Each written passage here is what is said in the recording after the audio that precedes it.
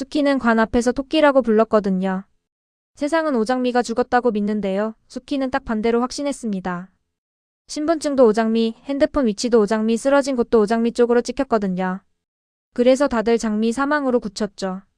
근데요, 없애려던 건 오장미였는데 죽은 건 마서린이었습니다. 그러니까 지금 이 판은요, 죽음보다 정체가 더 치명적인 판이 됐거든요. 오장미는 살아있는데 세상에선 죽어버린 사람으로 굴러갑니다. 그리고 지금요, 그 마서린의 빈소 앞에 정숙희가 서 있었거든요. 장례식장 입구에는 이름 석자가 걸려 있었습니다. 오장미. 검은 리본이 둘러진 영정사진 속 얼굴도 오장미의 얼굴이었거든요. 신분증 때문이었습니다. 몸을 바꿔 살던 그날, 마서린이 들고 있던 신분증이 오장미 것이었으니까요. 세상은 오장미가 죽었다고 알고 있었고요. 그러니까 지금 이 빈소는 사실 마서린의 빈소였던 거죠. 이름만 다른 채로요. 여기서부터요. 이런 판 좋아하시면 구독 한 번만 눌러두세요. 오늘은 초반에 한번 놓치면요. 나중에 왜 저 사람이 저렇게 흔들렸는지 회수가 안 됐거든요. 그리고 지금부터는요. 누가 울고 누가 연기하는지보다 누가 눈을 먼저 흔드는지가 포인트였거든요. 태평이 수키 손을 잡고 관 앞으로 데려갔습니다. 입관 전 마지막 면회 시간이었는데요. 장례식장 직원이 조용히 자리를 비켜줬거든요. 수키가 관 안을 내려다봤습니다. 한참을 그냥 서 있었는데요. 그러다 천천히 손을 뻗어서 안에 누운 아이의 손을 잡았습니다. 잡는 순간 수키의 손가락이 멈췄거든요. 우리 장미 손 이렇게 곱지 않아. 태평이 엄마하고 불렀지만 수키는 듣지 않았습니다. 그 손을 가만히 쥐고 있었는데요. 오장미는 매일 새벽부터 칼질하고 뜨거운 물에 손을 담그던 아이였거든요. 손바닥이 거칠고 손가락 마디가 굵었습니다. 그런데 지금 관 속 아이의 손은 달랐습니다. 부드럽고 곱고 한 번도 거친 일을 해본 적 없는 손이었거든요. 수키는 그걸 알았습니다. 매일 그 손을 잡아온 엄마니까요. 수키가 손을 내려놓고 이번엔 아이의 귀 뒤를 봤습니다. 그런데 수키의 눈이 멈췄습니다. 점이 있었거든요. 태평 눈에는 그냥 점이었는데요. 수키가 고개를 갸웃했습니다.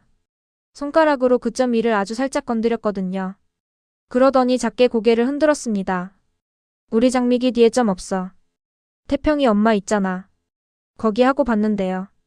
수키는 듣지 않았습니다. 48회에서 마서린이 오장미기 뒤에 자기 점과 똑같이 그려뒀던 바로 그 점이었습니다. 세상은 몰랐지만요, 수키는 알았습니다. 내 딸기 뒤에 점이 없다는 걸 매일 머리 감기고 닦아주던 이 손이 기억하고 있었거든요. 수키가 천천히 몸을 일으켰습니다. 그리고 아주 조용하게 말했습니다. 내 딸이야. 근데 장미 아니야. 태평이 굳었습니다. 수키가 관 속 아이를 다시 내려다보더니 말했는데요. 토끼야. 그 한마디가 장례식장 공기를 갈랐습니다. 토끼. 태평은 그 이름을 처음 들었거든요. 수키가 아이 얼굴을 보며 눈물을 흘렸는데요. 울면서도 표정이 이상했습니다. 슬프면서도 뭔가를 확인한 사람의 얼굴이었거든요. 장미는 살아있어. 내 장미는 살아있다고. 태평은 수키를 붙잡으면서도 말문이 막혔습니다. 엄마가 충격으로 헛소리를 하는 건지 아니면 진짜 알고 있는 건지 구분이 안 됐거든요. 그런데 수키의 눈은 흔들리지 않았습니다. 슬프고 단단하고 확신에 차 있었는데요. 세상이 모르는 걸 엄마만 알고 있는 느낌이었거든요. 여기서 영상 끄면요. 토끼 한마디가 왜 채화형 목을 조이는지, 그리고 이 장례가 왜 추모가 아니라 조작이 되는지 제일 중요한 연결고리를 놓치게 됩니다. 수키는 영정사진 앞에서 한참을 움직이지 않았습니다. 5살 아이처럼 살아가는 수키였지만요. 그 눈만큼은 달랐거든요. 흐릿하지 않았습니다. 사진을 바라보는 눈이 아니라요. 사진 속 무언가를 통과해보는 눈이었거든요. 수키의 입술이 달싹였습니다. 내 딸 토끼야. 이제 만났는데. 그 말이 반쪽짜리 문장처럼 허공에 떠돌다가 사라졌거든요. 장례식장 어딘가에서 누군가 흐느끼는 소리가 낮게 깔렸습니다. 오태평이었습니다. 장미 누나하고 부르는데 목이 막혀 소리가 제대로 나오지 않았거든요. 오복기를 잃은 지 얼마 되지도 않았는데 이번엔 장미까지였으니까요.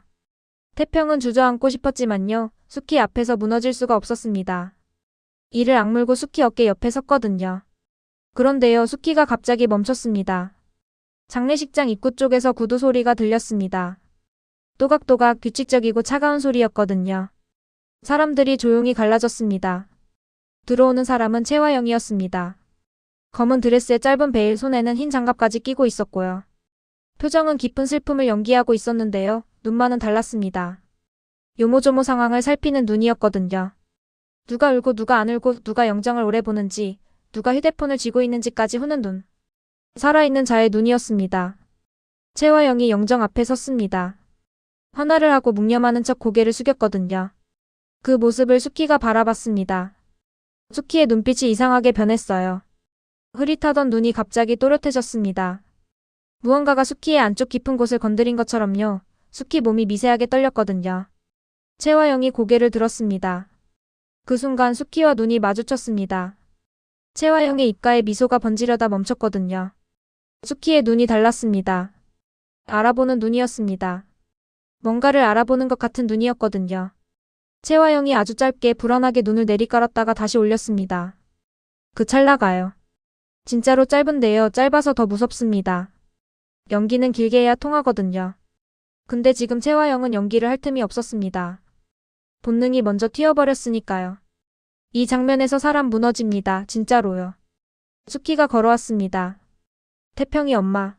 하고 잡으려 했지만요. 수키는 이미 채화영 앞에 서 있었습니다. 장례식장이 순간 조용해졌거든요. 수키가 채화영을 올려다봤습니다. 수키가 채화영보다 키가 작았는데요. 이상하게 채화영이 더 작아 보였습니다.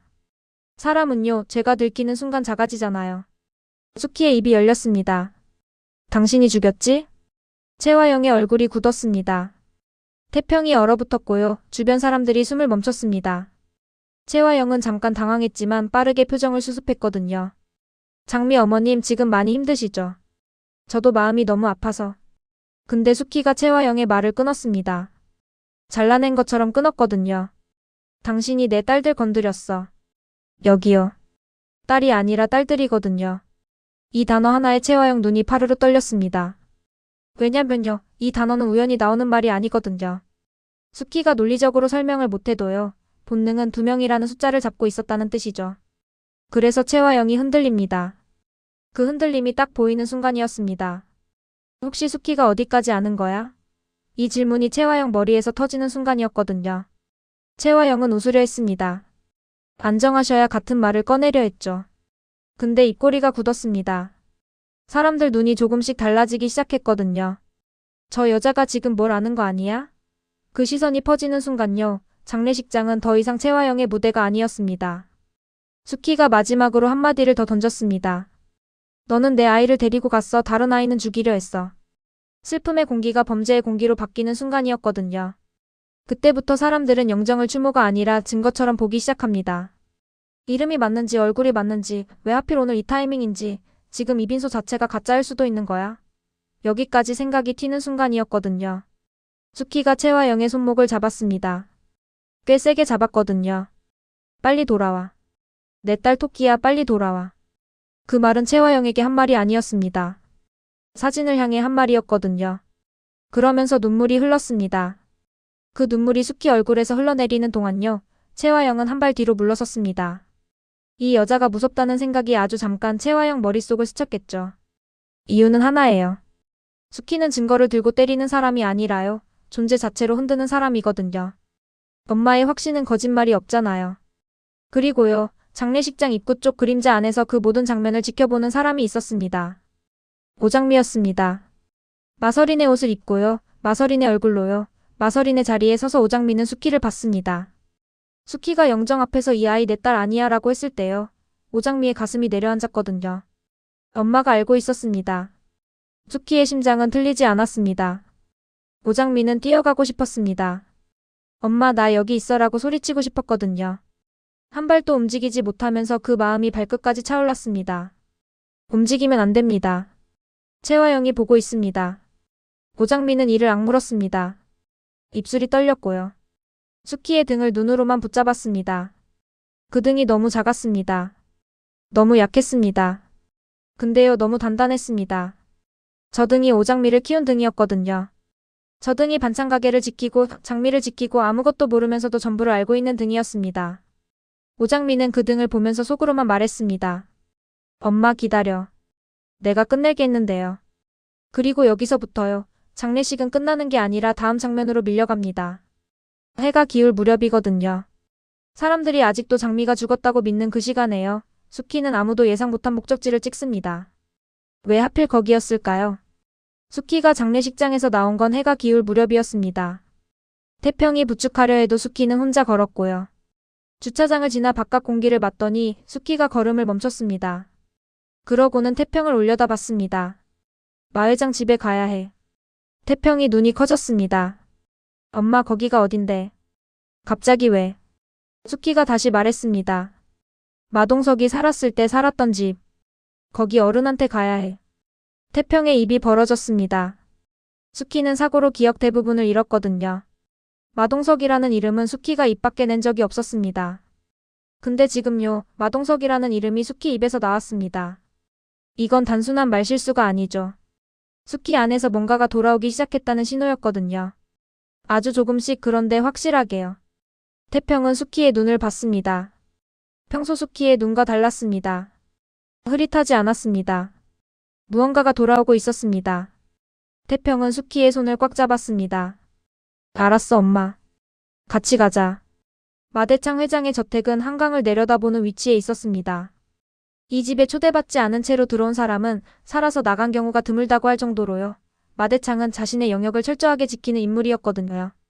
그런데 그날 저택 문 앞에 정숙희가 서 있었습니다. 이게 가능했던 이유가 뭐였을까요? 처음에는 가정부가 막으려 했습니다. 회장님 댁입니다. 약속 없으면. 태평이 물러서지 않았습니다. 목소리를 낮추고 딱 한 문장을 꽂았거든요. 오늘 장례식장에서 채화영을 봤습니다. 그 말에 가정부 표정이 굳었습니다. 채화영 이름은 이 집에서 금지어였으니까요. 가정부가 안으로 전화를 넣는 동안요. 수키는 문손잡이를 바라봤습니다. 마치 예전에 이 문을 열었던 사람처럼요. 얼마 지나지 않아 저택 문이 열렸습니다. 가정부가 낮게 말했습니다. 회장님께서 딱 5분만 보신답니다. 응접실이었습니다. 마대창 회장이 기다리고 있었거든요. 오랫동안 군림해온 사람 특유의 무게감이 방 안 공기를 눌렀습니다. 마대창은 들어오는 수키를 보고 눈썹이 아주 조금 움직였습니다. 정수키. 아들 마동석이 목숨 걸고 사랑하던 여자였고요. 그 사랑을 자신이 끝냈다고 생각했는데요. 그 여자가 지금 자기 앞에 앉아 있었습니다. 마대창이 먼저 물었습니다. 무슨 일로 왔소? 목소리는 낮고 무거웠습니다. 수키는 마대창을 보면서 말했습니다. 오장미 빈소에 갔다 왔어요. 마대창의 눈빛이 흔들렸습니다. 마대창은 오장미가 누군지 정확히 모를 수도 있거든요. 근데 낯설지 않았습니다. 드림호텔 쪽 일에 이름이 엮인 적이 있었으니까요. 수키가 계속했습니다. 그런데요, 거기 죽어있는 사람 오장미가 아니에요. 마대창이 굳었습니다. 수키가 천천히 그러나 놀라울 만큼 조리 있게 말하기 시작했습니다. 나중에 태평이 회상할 때도요. 그날의 수키는 달랐다고 했습니다. 평소의 수키가 아니었다고요. 마치 사고 이전에 정숙히 예리했던 그 여자가 아주 잠깐 돌아온 것 같았다고요. 그 아이는 제 딸 오장미가 아니에요. 눈빛이 달랐어요. 제가 낳은 아이 눈은 제가 알아요. 수키는 숨을 한번 고르고 마지막을 꺼냈습니다. 그리고 제가 낳은 아이가 둘이에요. 쌍둥이. 마대창의 얼굴이 천천히 변했습니다. 눈이 가늘어졌습니다. 둘이라고 했소? 수키가 고개를 끄덕였습니다. 쌍둥이를 낳았어요. 그런데 한 아이를 빼앗겼어요. 응접실에 침묵이 내려앉았습니다. 마대창의 손이 무릎 위에서 천천히 쥐어졌거든요. 설인이 마대창의 손녀라고 들어와 있긴 했습니다. 근데 그게 진짜 핏줄인지 아니면 누군가가 데려와 꽂아넣은 자리인지 지금 수키 말은 다른 방향을 가리키고 있었거든요. 그래서 마대창이 낮게 말했습니다. 계속하시오. 수키는 자신이 기억하는 것들을 꺼냈습니다. 파편처럼 흩어져 있던 기억들이었는데요. 그날따라 파편들이 이어졌거든요. 마동석을 만났던 것, 사랑했던 것, 아이를 낳았던 것, 그리고 사고가 났던 것. 사고 이후 기억은 없었지만요. 사고 직전까지의 기억이 조금씩 돌아오고 있었습니다. 누군가가 채화영이라는 이름을 말했던 것, 자신이 뭔가를 피하려다 쓰러졌던 것. 감각이 먼저 단어가 뒤늦게 올라오는 순서였거든요. 마대창이 태평을 봤습니다. 어머니는 지금 정신이. 태평이 조용히 말했습니다. 사고로 지능이 퇴행됐어요. 그런데 오늘은 달라요. 오늘만큼은 확실히 달랐어요. 마대창이 다시 수키를 봤습니다. 수키의 눈이 맑았습니다. 흔들리지 않았습니다. 거짓말하는 눈이 아니었습니다. 마대창이 자신의 직속 비서를 불렀습니다. 채화영 쪽 사람을 쓸 수 없었습니다. 마대창은 소파에 등을 기댔지만요. 몸은 하나도 편하지 않았습니다. 손끝이 차가워지는 게 느껴졌거든요. 만약 수키 말이 맞다면요. 만약 빈소에 있는 아이가 마서린이라면요. 그 말은 곧 채화영이 서린 자리부터 조작해 드림가에 들어왔고 그 조작을 숨기려다 사람을 죽음으로 몰았다는 뜻이었습니다. 마대창은 오랫동안 피도 눈물도 없이 살아왔습니다. 뺏지 않으면 뺏기는 세계에서 군림해온 사람이었거든요. 그런데 지금 이 집과 그룹이 가짜 딸로 뚫렸을 수 있다는 생각이 드는 순간요. 마대창 눈에서 무언가가 달라졌습니다. 여태 방어하며 살아왔다면요. 이제는 달랐습니다. 공격할 시간이었거든요. 한편 오장미는 서린이 남겨둔 증거를 찾기 위해 움직이고 있었습니다. 첫 번째는 유전자 검사 결과지였습니다. 채화영과 마서린 두 사람의 이름이 적혀 있었습니다. 그런데 결과가 이상했습니다. 모녀관계 불일치. 오장미는 그 단어를 2번 읽었습니다. 불일치. 채화영이 마서린의 친엄마가 아니라는 뜻이었거든요. 오장미는 손이 떨렸습니다. 그러면 마서린의 진짜 엄마는 누구입니까? 이미 알고 있었습니다. 수키였습니다. 마서린은 이 결과지를 손에 쥐고요. 그 사실을 알면서도 채화영을 엄마라고 부르며 살아온 겁니다. 오장미는 가슴이 찢어질 것 같았거든요. 이걸 알면서 이걸 혼자 들고 얼마나 외로웠을까요? USB는 화장대 위에 있었습니다. 립스틱이었습니다. 아니, 립스틱처럼 생긴 것이었습니다. 마서린의 화장대 위에는 립스틱이 10개도 넘게 늘어서 있었는데요. 그중 하나가 USB였습니다. 채화영이 매일 이 방에 드나들면서도 한 번도 눈치채지 못한 이유가 있었거든요. 너무 자연스럽게, 너무 태연하게 다른 립스틱들 사이에 그냥 꽂혀 있었으니까요. 오장미는 태블릿을 내려다봤습니다. 손이 아직 떨리고 있었거든요. 이 2가지가 전부 연결됩니다. 채화영이 마서린의 친엄마가 아니라는 유전자 검사지, 그리고 30년치 악행이 담긴 립스틱 USB. 이게 다 묶이면요, 채화영이 무너집니다. 법적으로도 그룹 안에서도 세상 앞에서도요. 문제는 이걸 어떻게 꺼내냐는 것이었습니다. 오장미 혼자 움직이기에는 채화영의 감시가 너무 촘촘했거든요. 누군가 바깥에서 동시에 압박을 넣어야 했습니다. 그래서 오장미는 두 사람을 떠올렸습니다. 강백호였고요. 그리고 마대창이었습니다. 누가 먼저 물어뜯기 시작할까요? 강백호는 오복길 사고를 추적하고 있었습니다. 이미 채화영과 이강혁 사이의 연결을 의심하고 있었고요. 변호사로서 법적으로 움직일 수 있는 사람이었거든요. 무엇보다 오장미를 가장 잘 아는 사람이었습니다. 이 증거를 건네면 강백호는 흔들리지 않고 끝까지 갈 사람이었죠. 그런데 강백호에게 가는 순간요, 문제가 생깁니다. 강백호는 오장미가 죽었다고 알고 있었습니다. 마서린으로 위장한 오장미가 증거를 들고 나타나면요, 강백호가 감정적으로 무너질 수 있거든요. 무너지면 채화영이 냄새를 맡습니다. 강백호는 감추는데 능한 사람이 아니었으니까요. 반대로 마대창은 달랐습니다. 드림그룹 위에 군림해온 사람이었고요. 채화영을 법적으로 그룹 안에서 동시에 칠 수 있는 권한을 가진 사람이었거든요. 감정보다 판단이 앞서는 사람이기도 했습니다. 이 증거를 마대창 손에 쥐어주면요, 마대창은 흔들리지 않고 채화영을 칠 겁니다. 근데 마대창에게 가는 것도 쉽지 않았습니다. 오장미는 지금 마서린으로 살고 있거든요. 마서린이 할아버지를 찾아가 채화영이 나를 이용했습니다 라고 말하면요, 마대창이 어디까지 믿을지 알 수 없었습니다. 채화영이 먼저 마대창 귀에 다른 말을 심어놨을 수도 있거든요.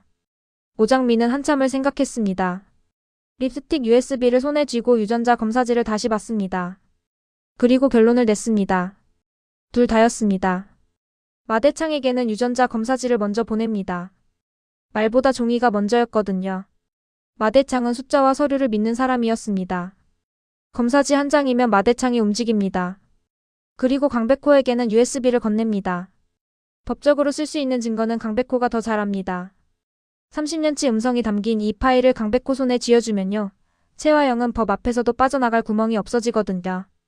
두 방향에서 동시에 조여드는 겁니다. 오장미는 립스틱 USB를 화장대 위에 다시 내려놨습니다. 아직입니다. 움직이는 순서가 있거든요. 먼저 마대창 쪽에 검사지가 닿아야 했습니다. 마대창이 움직이기 시작하면요, 채화영의 시선이 그쪽으로 쏠립니다. 그 틈에 강백호에게 USB가 전달되면요, 채화영은 사방이 막히는 겁니다. 오장미는 거울을 봤습니다. 거울 속 얼굴은 마서린이었습니다. 그 눈 안에서 타오르는 건 오장미의 불꽃이었거든요. 마서린 기다려. 언니가 끝낼게. 마대창은 정숙희가 다녀간 뒤 혼란스러웠습니다. 손녀가 둘이 있을 거라고는 꿈에도 생각해 본 적이 없었거든요. 그래서 일단 가정부 입단속을 시켰습니다. 이 집에서 새는 말은 곧바로 채화영 귀로 들어갈 수 있었으니까요. 그리고 결과지를 받아든 마대창의 손이 아주 미세하게 떨렸습니다. 오랫동안 떨어본 적 없는 손이었거든요. 결과는 명확했습니다. 빈소의 사망자와 마대창 사이에 DNA가 일치했습니다. 마대창은 그 결과지를 한참 내려다봤습니다. 이 아이가 이 집과 얽혀있다는 건 확실해졌거든요. 근데 문제가 생겼습니다. 정숙희가 말한 대로 쌍둥이라면요. 빈소에 누운 아이가 둘 중 누구인지 이 결과지만으로는 알 수 없었습니다. 마서린인지 아니면 오장미인지요. 마대창은 이를 악물었습니다. 확실한 건 하나였습니다. 누군가가 서린 자리부터 조작해 집안을 뚫었고 그 판을 덮으려고 사람을 죽음으로 몰았다는 것. 그것 하나면 충분했거든요. 마대창은 결과지를 내려놨습니다. 한동안 아무 말도 하지 않았습니다. 창 밖으로 한강이 보였습니다. 평생을 저 강처럼 흘러온 것 같았거든요. 누구에게도 밀리지 않겠다는 일념으로요. 그런데 지금 밀린 겁니다. 아주 가까운 곳에서 가장 믿었다고 생각했던 쪽에서요. 채화영이 서린을 이용해 드림그룹을 장악하려 했다는 건 알고 있었습니다. 야심이 있다는 것도 계산이 있다는 것도요. 근데 서린이 핏줄이 아니라면요. 이건 욕망이 아니라 침투였거든요. 누군가의 딸을 데려와 이름을 갈아 끼우고 그 아이로 문을 열고 그 문으로 그룹 안까지 들어온 겁니다. 이제는 인정해야 했습니다. 그리고 이 인정은요. 마대창을 방어가 아닌 공격의 자리로 밀어냈습니다. 마대창이 비서를 불렀습니다. 목소리가 달랐습니다. 평소보다 낮았고 온도가 없었거든요. 채화영 관련 자산 이동 내역 전부 뽑아. 드림호텔 운영 계정까지 다요. 그리고 그룹 법무팀 수석 변호사 오늘 저녁 여기로 불러. 비서가 나갔습니다. 마대창은 결과지를 다시 봤습니다. 그리고 아주 짧게 눈을 감았다가 떴습니다. 슬픔이 아니었습니다. 계산이었습니다. 이제부터는 채화영이 설명하게 만들지 말고 대답하게 만들어. 같은 시각 드림호텔 사무공간에서 오장미는 채화영과 마주 앉아 있었습니다. 마서린인 척 앉아 있었습니다. 채화영이 서류를 밀었습니다. 서린 2번 자산 이전건. 이번엔 할아버지 눈치 볼 것 없이 진행하면 돼. 오장미는 마서린의 말투로 물었습니다. 이게 할아버지 모르게 진행되는 건 맞죠? 채화영이 옅게 웃었습니다. 그래야 나중에 우리가 더 편하지. 오장미는 고개를 끄덕이는 척하면서 손 안에서 태블릿을 생각했습니다. 이 서류의 내용이요. 마서린이 모아둔 파일의 자산 횡령 내역과 겹쳤습니다. 채화영이 지금도 진행 중이라는 뜻이었거든요. 오장미는 서류를 내려놓으며 말했습니다. 한 가지만 물어볼게요. 채화영이 눈썹을 들었습니다. 제가 이 서류에 서명하면 저한테도 좋은 거죠? 채화영이 달콤하게 웃었습니다. 당연하지. 너는 내 사람이니까. 다 너를 위한 거야. 오장미는 그 웃음을 보면서 속으로 이를 갈았습니다. 당신이 죽이려 한 건 이 딸이었고요. 죽은 건 진짜 딸이었습니다. 그 말을 지금 당장 내뱉고 싶었지만요. 오장미는 삼켰습니다. 아직입니다. 아직 때가 아니었거든요. 오장미가 서명하는 척 펜을 잡았습니다. 그러다 말았습니다. 변호사 검토 먼저 받고 싶어요. 마서린 성격 아시잖아요. 채화영의 눈이 아주 잠깐 날카로워졌다가 풀렸습니다. 그래. 천천히 해. 우린 시간 있어. 그 말을 듣는 순간요. 오장미는 깨달았습니다. 채화영이 서두르지 않는다는 건요. 지금 다른 방향으로 칼을 갈고 있다는 뜻이거든요. 오장미를 처리했다고 믿는 채화영이 다음으로 움직일 방향이 어디일지요. 오장미는 뒷목이 서늘해졌습니다. 다음 타깃이 누구일까요? 그날 밤 오장미는 마서린의 방에서 태블릿을 꺼냈습니다. 파일 5개를 다시 정리했습니다. 이것들을 마대창에게 전달해야 했거든요. 그런데 오장미가 직접 움직이면 채화영이 감지합니다. 누군가를 통해야 했습니다. 드림호텔 안에서 채화영 쪽 사람이 아닌 오장미 편은 없었고요. 바깥에서 연결해줄 수 있는 사람은 딱 하나였거든요. 강백호였습니다. 그런데 강백호는 지금 오장미가 죽었다고 알고 있었습니다. 마서린으로 위장한 오장미가 강백호 앞에 나타나면요. 강백호가 어떻게 반응할지 알 수 없었습니다. 정체를 밝히면 채화영 귀에 닿을 수 있고요. 밝히지 않으면 강백호를 이용하는 꼴이 됩니다. 오장미는 선택지 사이에서 오래 생각했습니다. 그리고 결론을 냈습니다. 강백호는 오장미가 살아있다는 걸 느끼게 될 겁니다.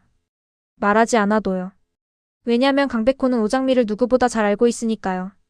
오장미는 태블릿에서 파일 하나를 골랐습니다.